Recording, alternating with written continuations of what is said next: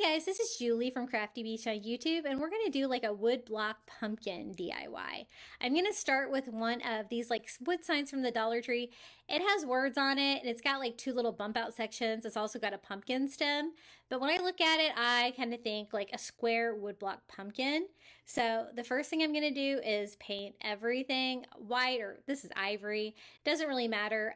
That's going to help cover up all of those words and make everything the same color. I also want to make sure I don't get too much in the slatted boards because I do like that look. So basically, I am painting everything. I do go over like the word parts like twice with the ivory paint just to make sure that they're masked and they're not going to be coming through my color. My color is not going to be a really dark color, so I don't want to make sure that none of that is coming through.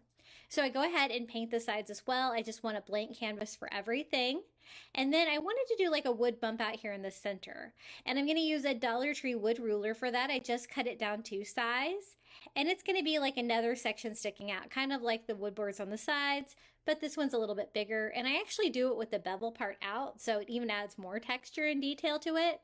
I'm going to go ahead and paint that ivory too.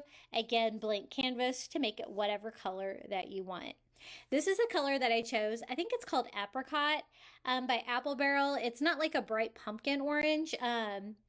It's almost got more of a yellow tint to it, but I really like it, and I thought it would look really good with like a farmhouse fall decor. So I painted it. It was really easy to paint one coat. I kind of like a little bit of the ivory coming through to show with brush marks. It's going to kind of give it a distressed look without having to go back and distress it more. As you can see, a little bit of it comes through. And I think that looks pretty good. I don't want to go too heavy. I'm just going to touch up any areas where I see some white, and I like that. So let's go ahead and decorate it. I'm going to decorate it pretty minimally. It has the pumpkin stem on it already. I just used some Dollar Tree twine, attach it with hot glue, and simply wind that around the pumpkin stem until I get all the way to the top. It's going to provide, you know, another fun, interesting texture and just make it look a little bit better. I want to cover the top as well. So to do that, you can add a little hot glue and kind of spiral your twine as well. I don't want to add like any kind of decoration to it, but I do want to add a little bit of kind of a raffia look.